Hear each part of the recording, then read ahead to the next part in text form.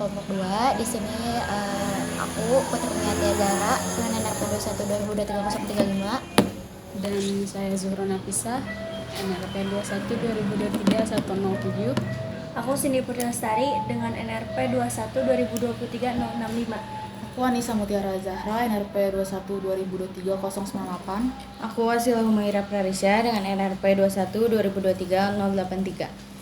Jadi kedatangan kita di sini kita mau melengkapi tugas dari ARB 208 yaitu pendekatan ide desain arsitektur. Yang dosen pengampunya yaitu Pak Reza Palevi Sihombing. Halo Pak Reza. Dulu pernah diajar Pak Reza. Oh iya. Oke, di sini kami sama siapa? Kenalkan, saya Edo Askari. Saya dari Studio Wangun. Kita langsung masuk aja ke latar belakang dan motivasinya. Apa yang ngebuat Kang Edo tertarik menjadi arsitek? Apa yang buat saya tertarik jadi arsitek? Sebetulnya arsitek udah jadi cita-cita dari kecil sebenarnya. Mungkin karena dulu sering jalan-jalan lihat bangunan, terus akhirnya ada ketertarikan terhadap gimana peradaban bisa ngebentuk manusia dan aktivitas dan sejarah dan kebudayaan melalui ruang dan atau bangunan yang memang didesain juga sebenarnya yang mana maksudnya bangunan itu pasti mempengaruhi hal-hal itu kan. Jadi itu sepanjang perjalanan mungkin awalnya sukanya dari ngelihat bangunan bagus dulu, terus lama-kelamaan ngelihat bahwa selain cuman bagus tapi bangunan atau ruang space itu ngebentuk cara kita berkehidupan, membentuk kebudayaan, membentuk pola pikir dan lain-lain gitu. Oke, kita lanjut lagi. Bagaimana perjalanan Kang Edo hingga bisa menjadi arsitek profesional? Perjalanannya gimana ya? Gak siap lagi sama pertanyaan ini, gimana? Perjalanannya kuliah di Tenas. Diajar juga sama Pak Reza, dulu PA 4. Studionya sama Pak Reza. Studio PA 4. Ya, terus along the way memang ketertarikannya terus bertumbuh dan mungkin berkembang juga ya, bukan cuma tumbuh tapi berkembang ke arah yang mungkin sekarang atau teman-teman yang masih kuliah ngerasanya jadi arsitek itu hanya ngomonginnya dapat brief dari klien kerjain gitu kan. Nah tapi ternyata dimensinya lebih banyak dari itu gitu. Terus akhirnya mempelajari. Jadi sebenarnya dari zaman kuliah udah sering datang ke pameran, misalkan ikut juga sayembara walaupun nggak pernah menang. Sayembara pernah sih, bukan sering, pernah ikut sayembara, terus datang ke pameran atau exhibition atau talk show yang ada arsitek ternama misalkan gitu, yang baik di Bandung atau di Jakarta dan lain-lain. Jadi mungkin itu yang ngebawa akhirnya terus jadi lebih serius untuk berada di industri arsitektur sih sebenarnya, untuk ada terus di lingkup arsitektur. Siapa atau apa sih yang paling mempengaruhi gaya arsitekturnya Kang Edo? Siapa atau apa? Iya. Siapa kayaknya banyak ya. Kalau apa yang ngebentuk gaya ya? Yang ngebentuk gaya sebenarnya karena berpraktisinya dari awal memang bareng dengan Studio Wangun. Yang mana Studio Wangun itu memang fokusnya kita mencoba untuk menjadi studio yang bisa mentranslasi atau mengelaborasi ide atau kebutuhan klien, bukan sebaliknya. Maksudnya kita banyak ngelihat bahwa studio arsitektur atau arsitek itu malah banyak dipakai jasanya karena mereka punya karakter tertentu. Misal kita mau ketemu sama Pak Tantiklam atau kita mau ketemu sama studio Air Putih misalkan, atau kita mau ketemu sama Mas Aang gitu, Andra Matin yang terkenal misalnya ya. Karena rata-rata orang tuh udah tahu saya tuh pengen banget pakai desainnya dia gitu.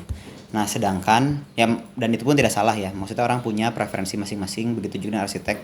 Mereka punya idealisme tersendiri dengan cara pendekatannya masing-masing. Tapi kalau di Studio Wangun, obviously kita punya karakter, tapi bukan jadi apa yang dicari sama orang atau project yang datang ke sini. Jadi pendekatan kita adalah pendekatan di mana, kasih contoh aja ya. Misalnya kasih contoh, ada satu kelompok atau satu orang yang mau bikin bangunan, misalnya untuk komersil. Kita ngomonginnya adalah hotel atau misalkan kantor atau restoran. Nah, kita biasanya pendekatannya adalah ngelihat fungsinya apa, seperti yang kalian pelajari basicnya. Cuman lebih dari itu, kita ngelihat bangunan atau ruang itu harus jadi translasi yang paling nyata atau pewujudan yang paling nyata dari karakter aktivitas yang ada di dalamnya. Misal kalau kita pernah punya project, let's say kalian pernah ke store-nya export bags gitu. Iya, benar. Nah, itu kan sebenarnya beda sama semua desain studio bangunan yang pernah kita bikin. Cuman kita ngelihat mereka punya brand yang seperti apa, mereka punya customer yang kayak gimana gitu, harus menyambut orang seperti apa, ekspresi apa yang mau dikeluarin sama bangunannya gitu. Terus seberapa banyak koleksi mereka gitu kan. Akhirnya juga dari mulai fungsi sampai ke ekspresi dan impresi apa yang mau didapat sama orang yang datang, itu yang akhirnya ngebentuk saya, karena banyak maksudnya berpraktisinya di Studio Wangun. Jadi terbentuk memang karena kita mencoba untuk mempelajari dan membuat identitas tersendiri untuk setiap proyek-proyek masing-masing. Bagaimana Kang Edo menyeimbangkan antara estetika dan fungsi dalam desain? Sebenarnya itu bukan sesuatu yang harus dianggap sebagai dua kutub yang berbeda sih. Karena justru bentuk-bentuk yang ada di karya, di bangunan itu rata-rata keindahannya itu atau point of interestnya gitu ya, poin menariknya itu justru datang karena fungsi. Karena misalkan kita harus menunjukkan sesuatu atau kita harus menyembunyikan sesuatu gitu. Atau kita pengen bikin orang jalan muter dulu, nggak langsung nyampe gitu. Jangan terlalu terpaku bahwa sepertinya fungsi dan estetika itu akan bertolak belakang gitu ngomonginnya. Terus kita ngomongin private and public, tapi yang lebih detail lagi, pengalaman ruangnya mau kayak apa gitu. Kalau ngomongin public tuh berarti misalnya kita ngomongin kalau di restoran tuh emang area makannya, tapi kita bukan cuma ngomongin area makan lalu diisi dengan kursi meja banyak, tapi kan si restorannya tuh jual apa gitu. Terus apakah memang harus disekat-sekat seperti restoran Jepang yang punya pintu misalkan, atau misalkan kita memang harus punya jendela besar karena dia punya view, itu kan fungsinya ada juga, karena memang fungsinya adalah orang harus punya view gitu. Jadi bukan cuman fungsi bahwa itu adalah harus tertutup, harus AC dan lain-lain, tapi lebih dari itu sih maksudnya. Jadi memang bisa membuat kesinambungan antara fungsi dan si estetikanya ya. Bentuk-bentuk itu datang karena ada fungsinya tersendiri sih. Seberapa besar peran klien dalam menentukan arah desain? Cukup besar, apalagi kalau ngomonginnya kita di sini di Studio Wangun mencoba untuk mengakomodir dan membuat identitas. Sedangkan bangunan itu menurut kami memang harus baik itu kita buat secara organik memang seperti karakter dari pemiliknya, atau memang kita pengen ngebentuk punya visi misalkan si ownernya, sudut pandang dan pengetahuan owner atau klien ya gitu. Nah, kita yang coba sharpening atau mempertajam sebenarnya gimana untuk mencapai itu gitu. Jadi cukup besar si peranannya, di mana memang kita punya tahapan yang cukup mendalam khusus untuk membicarakan konseptual dan melibatkan si klien ada di sana gitu. Kita lanjut ke tantangan dan solusi. Pertanyaannya tuh, apa tantangan terbesar yang pernah Kang Edo hadapi dalam proyek arsitektur? Tantangan terbesar di project justru biasanya datang dari hal-hal yang di luar desain sih biasanya justru. Pertama mungkin timeline. Ya. Biasanya karena Studio Wangun banyak ngerjain projectnya komersial, tempat usaha gitu kayak kafe, resto, toko, atau misalnya kantor, itu mereka rata-rata si lahannya itu sewa kan. Jadi kalau lahan sewa itu mungkin teman-teman belum tahu ada yang namanya grace period kan. Grace period itu adalah periode baik yang dikasih sama penyewa yang menyewakan tempat. Misalkan mau nyewa 5 tahun, nah grace period itu biasanya ngitung sewa itu bukan dari hari kontrak tapi 3 bulan setelah kontrak. Jadi grace period itu hari 3 bulan kosong tanpa dihitung sewa gitulah kurang lebih. Nah kita cuma punya waktu itu biasanya Buat untuk design and build gitu. iya. Misalkan ya kurang lebihnya kayak gitulah. Nah kalau projectnya memang renovasi gitu dan mostly mereka konteksnya adalah kepepet sama grace period. Dan kalau ngomongin bisnis kan semakin lama buka kan makin rugi karena mereka jadinya baru bisa dagang atau baru bisa operating beberapa bulan setelahnya dan ya gitulah. Itu biasanya konteks yang berat tuh biasanya di timeline. Yang kedua justru ada di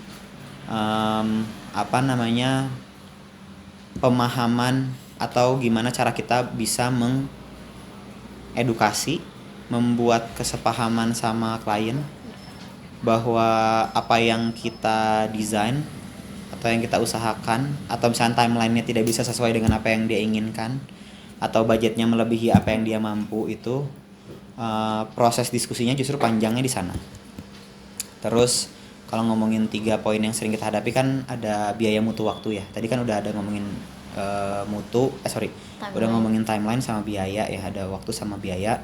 Mungkin kalau ngomongin di mutu ya tadi dengan biasanya biayanya rendah, mungkin yang harus dikorbankan adalah si kualitasnya jadi kurang baik atau misalkan pengen cepet mungkin harganya jadi mahal supaya kualitasnya bagus gitu. Kayak gitulah. Jadi proses itu yang memang kita nggak belajar di kampus. Kita nggak belajar di kampus, kita learning by doing di studio gitu. Ketemu sama berbagai macam jenis klien dari yang muda-muda fresh graduate banyak uang mau bikin resto misalkan atau misalkan umur-umur 60 gitu mau bikin rumah atau mau bikin tempat usaha, saya mau bikin kosan supaya anaknya bisa berinvestasi untuk nanti anaknya nggak ini gitu kan. Ada aja case-case kayak gitu. Jadi pertama ngomongin ketemu sama waktu, kesulitannya adalah ketemu lagi sama manusia. Terakhir mungkin ngomongin regulasi ya. Kita beberapa kali ketemu sama peraturan. Dan yang sebenarnya susah itu bukan peraturannya. Kita kan sebenarnya buat sebagai desainer, sebagai perencana, bukan cuman ngomongin harus bagus, harus fungsional, tapi ya memang aturannya ada, juga harus kita indahkan si aturannya. Nah, kadang yang tidak mau mengindahkan justru malah ownernya. Misalkan kayak ini kita pernah punya project di Braga gitu, atau misalnya kita pernah punya project di Jalan Riau yang memang dia ternyata bangunan cagar budaya. Tipenya ada ABC, mungkin kan udah belajar belum ya? Nanti mungkin belajar lah. Itu ada ketentuan-ketentuan bangunan itu boleh dirubahnya segimana, lalu kita belum ngomongin lagi tentang koefisien bangunan, penambahan bangunan, fasad, bahkan kalau misalkan di bangunan cagar budaya yang levelnya tinggi itu warna bangunan pun diatur gitu, dan lain-lain lah gitu. Bahkan gak boleh ganti kusen, neon sign di bagian fasad nggak boleh nutupin bangunan terlalu besar dan lain-lain. Itu case yang besar adalah juga mungkin regulasi. Nah Kang Edo harus mengubah total desain karena faktor eksternal. Boleh diceritain? Salah satu case-nya kita ada project arsitektur dan interior juga sih sebenarnya. Itu projectnya arsitektur interior di Bandung Selatan dekat Telkom University. Jadi dia itu bikin mixed use building, small scale sih sebenarnya, medium lah. Dia di bawah itu mau ada minimarket, ada store, lantai 2-nya itu mau ada kafetaria atau restoran kafe, 3 dan 4-nya adalah kosan. Jadi ketika bangunannya kompleks dan juga cukup besar gitu, minor-minor perubahan itu berdampak ke semua, terutama ketika kita ngomonginnya bangunan di atas 2 lantai kan punya juga requirement struktur gitu ya, perhitungan struktur yang cukup matang. Nah, di project ini tuh case-nya adalah di bagian minimarketnya memang kita pertama lihat requirement dari klien, kebutuhan ruangnya berapa. Ternyata pas diajukan ke pihak brand minimarketnya itu ternyata menurut si Indomaret atau Alfamart ya, lupa antara dua itu ternyata kurang besar. Terus misalkan kayak kurang parkirnya. Nah, sedangkan bangunan kita yang atasnya tuh sudah mengikuti gitu, posisi kolomnya udah sesuai gitu, posisi tangga kan sebenarnya major itu ya di bangunan tuh. Terus antara kamar dan koridor dan tangga akses, terus shaft si toilet semuanya udah jadi gitu, fasad udah selesai, render juga udah selesai. Akhirnya harus berubah karena si seonggok bagian bawah minimarket itu yang sebenarnya minimarketnya nggak kita desain, itu cuma ngasih space-nya aja, layout gitu kan, karena fasad dan lain-lain udah ada ketentuan dari brand minimarketnya. Mau nggak mau kalau harus diperluas kita harus ngegeser posisi tangga, karena tangganya jadi sebagai core bangunan kurang lebih gitu. Tangganya harus digeser, terus juga banyak fungsi ruang yang berubah ke atasnya gitu. Jadinya kita addendum project sih, jadinya projectnya itu seperti ulangi lagi dari awal gitu. Itu salah satu contoh. Buat pertanyaan selanjutnya, apakah teknologi AI, AR, VR, sama BIM berperan dalam cara Kang Edo bekerja gak?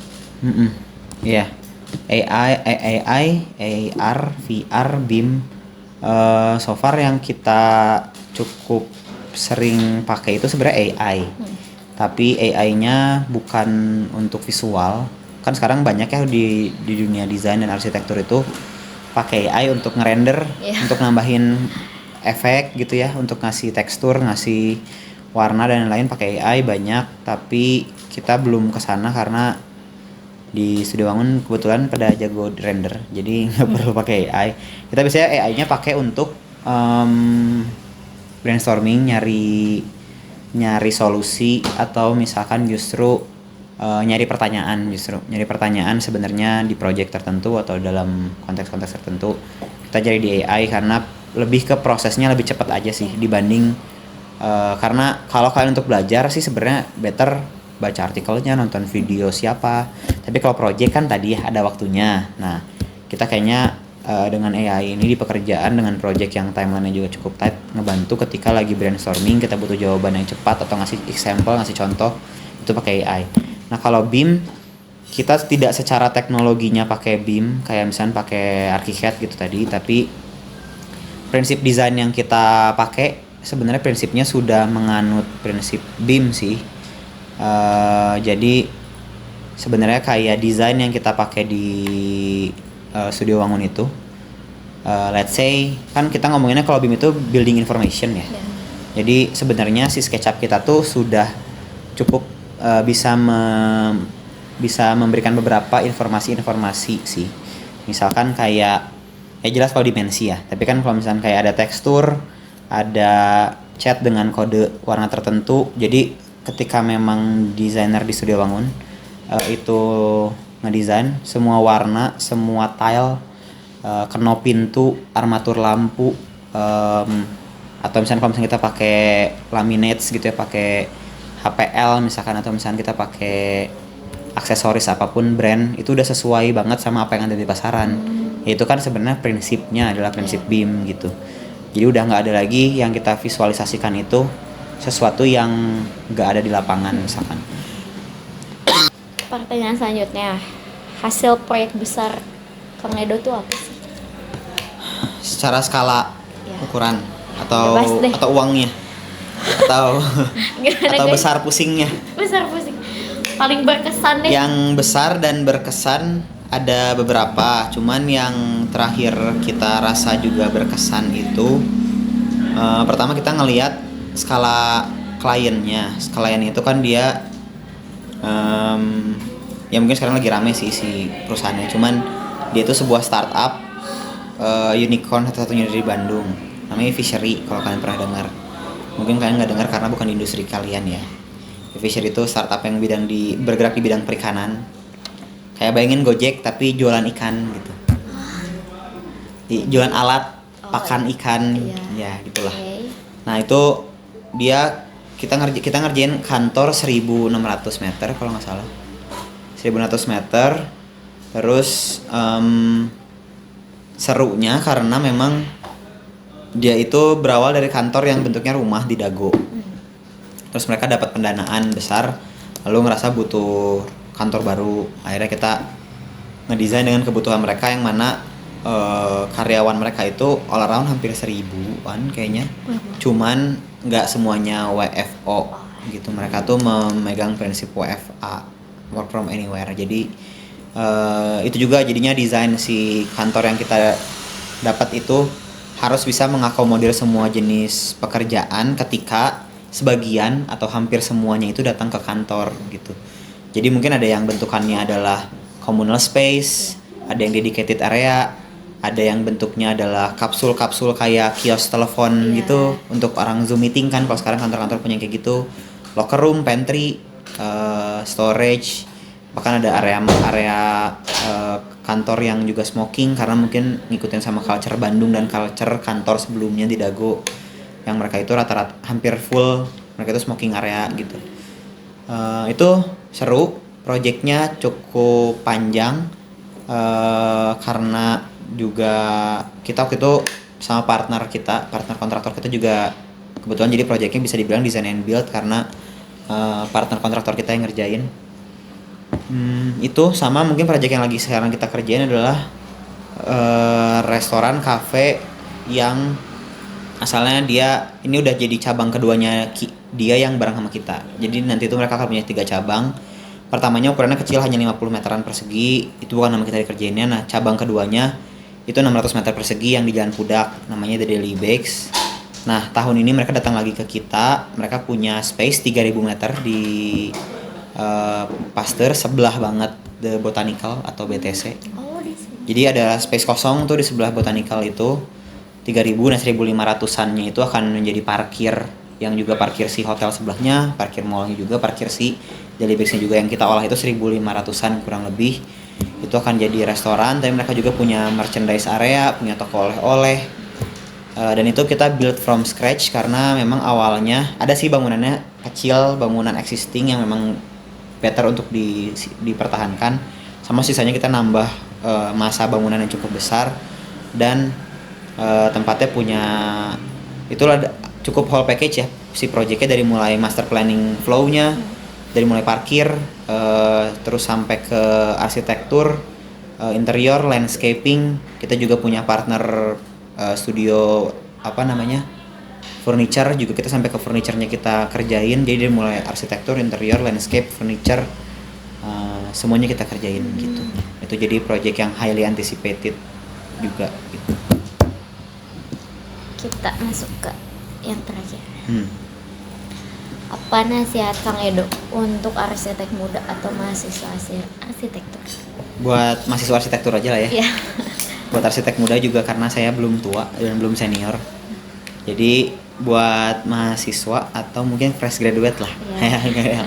Buat fresh graduate biar gampang. Banyak sebenarnya gini sih. Kita ada di era yang sama sebenarnya, kayak buat beberapa senior arsitek itu generasi kita tuh dianggap generasi yang lebih mudah karena kita punya akses yang lebih gampang, software dan teknologi dan tools yang lebih mempermudah kita.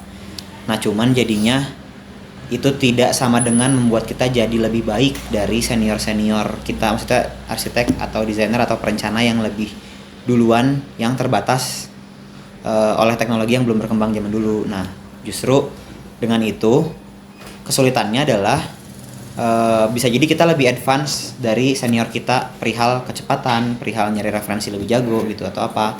Tapi kedalaman nyari projectnya, kedalaman untuk bisa ngambil konsep, untuk bisa ngambil ideation, narasi dari sebuah project gitu, atau ngambil ide-ide itu cukup di permukaan biasanya, gara-gara kita bisa jadi karena pengen bikin yang gampang viral atau yang gampang dianggap bagus karena eranya adalah era sosial media gitu, yang kita tuh nganggapnya arsitek yang bagus adalah arsitek yang paling banyak disukain orang gitu. Sedangkan zaman dulu itu arsitek-arsitek yang hebat, bahkan yang dapat award kayak Pritzker Award, itu rata-rata orang arsitek-arsitek yang karyanya itu rata-rata baru hanya diketahui sama sesama arsitek lagi gitu. Kayak kalian kalau dapat referensi mungkin dari Pak Reza suka ngasih referensi juga, banyak bangunan dan arsitek yang kita tuh nggak pernah dengar sebenarnya. Kayak coba cari misalkan siapa namanya Aga Khan tuh karyanya apa gitu. Terus misalnya kita ngomongin si Kengo Kuma misalkan, karyanya tuh yang mana gitu, kita tuh nggak tahu. Kita taunya Zaha Hadid misalkan karena karyanya terkenal gitu. Terus kita taunya Bjarke Ingels gitu, BIG gitu ya, Big, karena terkenal dan dia suka punya media platform yang bagus, tapi belum tentu juga karyanya bagus. Jadi perdalam itu banyak juga baca dari hal-hal yang mungkin kalian bersaingnya akan sesama kalian yang referensinya adalah AI, internet, Pinterest atau daily. Mungkin kalian harus mulai masuk lagi ke buku, masuk lagi ke artikel. Terus zaman saya sih saya kebantu banget bisa bersaing sama teman-teman, at least secara pengetahuan ya, bukan ngomongin karya. Secara pengetahuan atau pas lagi diskusi itu ngerasanya gak berat banget, gak terlalu ketinggalan ketika saya tuh datang ke pameran, datang ke workshop atau talk show gitu yang dibikin sama arsitek-arsitek sama studio-studio. Itu cukup membantu.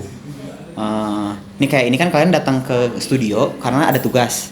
Nah, kalian coba bayangin datang ke sebuah event atau talk show atau open house atau open studionya para arsitek dan desainer dan perencana gitu.